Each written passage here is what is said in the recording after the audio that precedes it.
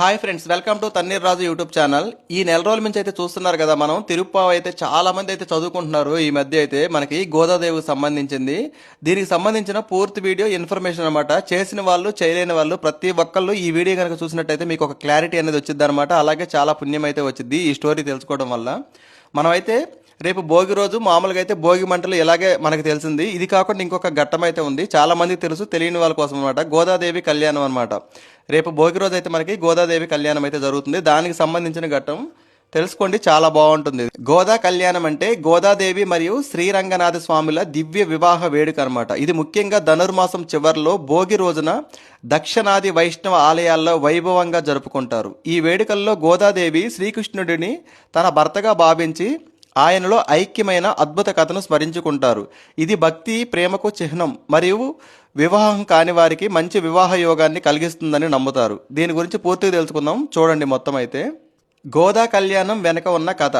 విష్ణుమూర్తి దివ్య స్వరూపం సాధారణమైనది కాదు. ఎన్నో అవతారాలతో చూసిన, ఎన్ని జన్మల పాటు ఆరాధించిన ఆయన పట్ల తన్మయత్వం తనివి తీరదు. శాశ్వతంగా ఆయనలో ఐక్యమైతే తప్ప ఆ కోరికకి అంతముండదు.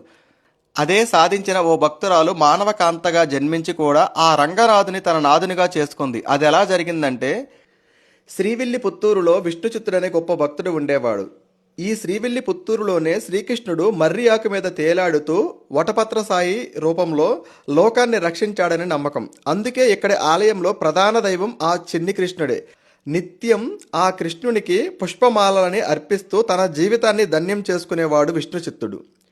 నిజానికి విష్ణుచిత్తుని అసలు పేరు భట్టనాథుడు. అయితే నిరంతరం ఆయన చిత్తం విష్ణుమూర్తి మీదే ఉండేది కాబట్టి ఆ బిరుదు దక్కింది.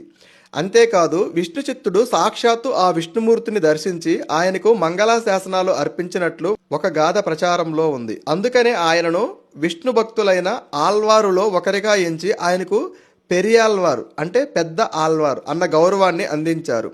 అలాంటి పెరియాల్వారు ఒకనాడు తులసి మొక్కల కోసం పాదులు తీస్తుండగా ఒక చిన్నారి కనిపించింది. ఆమెను సాక్షాత్తు ఆ భగవంతుని ప్రసాదంగా భావించి ఆమెను పెంచుకోసాగాడు విష్ణుచిత్తుడు. ఆమెకు కోదై అన్న పేరు పెట్టి గారాబంగా పెంచసాగాడు విష్ణుచిత్తుడు. ఆ పేరే క్రమంగా గోదాగా స్థిరపడింది. గోదాదేవి చిన్ననాటి నుంచి కృష్ణుని లీలలను ఆడుతూ పాడుతూ పెరిగిందే కానీ యుక్త వయసు వచ్చే నాటికి ఆ భక్తి కాస్త ప్రేమగా మారిపోయింది. కళ్ళు మూసినా తెరిసినా ఆ నల్లని వాడే కనిపించసాగాడు. రాను తన చుట్టూ ఉన్న చెలులంతా ఒకప్పటి గోపికలని, తానుండే విల్లిపుత్తూరు ఒకనాటి వజ్రపుపురమని భావించసాగింది గోదా. అంతేకాదు, తన తండ్రి విష్ణుచిత్తుడు రోజు భగవంతుని కోసం రూపొందించే మాలలను ముందుగా తానే ధరించి తనలో తానే ఆ శ్రీకృష్ణుడిని చూసుకొని మురిసిపోయేది. ఈ దృశ్యం ఒకరోజు విష్ణుచిత్తుని కంటపడినే పడింది. తన కూతురు చేసిన పని వల్ల ఎన్నాళ్ళు ఆ దేవుని పట్ల అపచారం జరిగిందని కృంగిపోయాడు విష్ణుచిత్తుడు. కానీ ఆ కృష్ణుడు అతనికి కలలో కనిపించి గోదాదేవి సాక్షాత్తు ఆ భూదేవి అవతారమేనని, ఆమె సృష్టించిన మాలను ధరించడం వల్ల తనకు అపచారం కాదు కదా, ఆనందం కలుగుతుందని తెలియజేశాడు. అగ్నిలో ఆజ్యం పోసినట్లుగా ఇలాంటి సంఘటనలన్నీ గోదా మనసులో కృష్ణ ప్రేమని మరింతగా రగిల్చాయి. తనకు వివాహం అంటూ జరిగితే ఆయనతోనే అనుకుంది. అందుకోసం ఒకప్పుడు గోపికలు చేసిన కాత్యాయని వ్రతాన్ని మొదలుపెట్టింది. ఆహారానికి అలంకారానికి సంబంధించిన కఠినమైన నియమ నిష్టలతో కూడిన కాత్యాయని వ్రతంలో ఆచారాలని పాటించడం ఎంత ముఖ్యమో సత్ప్రవర్తనకు కూడా అంతే ప్రాధాన్యత ఉంది. అలా గోదాదేవి తాను వ్రతాన్ని పాటించడమే కాదు, తన చెలికత్తెల్ని కూడా తనతో కలిసి వచ్చేందుకు ప్రేరేపించింది.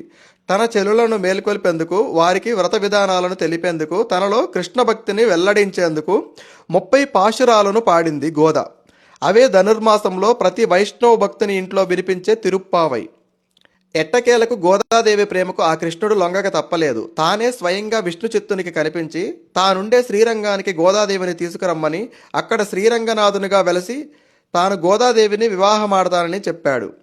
మరోపక్క శ్రీరంగంలోని ఆలయ అర్చకులకు విషయాన్ని తెలియజేశాడు. కృష్ణుడి ఆదేశాలను విన్న విష్ణుచిత్తుని సంతోషానికి అవధులు లేకుండా పోయాయి. వెంటనే గోదాదేవిని శ్రీవిల్లిపుత్తూరులోని ప్రజలను తీసుకొని శ్రీరంగానికి బయలుదేరాడు విష్ణుచిత్తుడు. అక్కడ వారి రాక గురించి ముందే తెలిసిన ఆలయ అర్చకులు ఘనంగా వారిని ఆలయంలోకి తీసుకువెళ్లారు. పెళ్లి కూతురుగా అంతరాలయంలోకి ప్రవేశించిన గోదాదేవి అందరూ చూస్తుండగానే ఆ రంగనాథునిలో ఐక్యమైపోయింది. ఇదంతా మకర సంక్రాంతికి ముందు రోజైన భోగినాడు జరిగింది.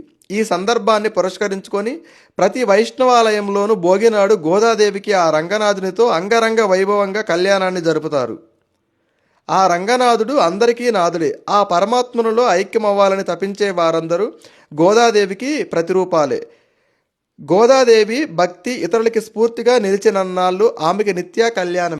మనం ఈ నెలంతా అయితే గోదాదేవికి సంబంధించిన తిరుప్పావ అయితే చాలా మంది అయితే చదువుకుంటుంటారు. అలాంటి వాళ్ళు ప్రతి ఒక్కళ్ళు మీకు దగ్గరలో ఉన్న విష్ణు ఆలయాలయంలో భోగి రోజు జరిగే వాళ్ళ కళ్యాణానికి అయితే హాజరు. దానితోటి మీ పూజ అయితే సంపూర్ణమవుతుందన్నమాట.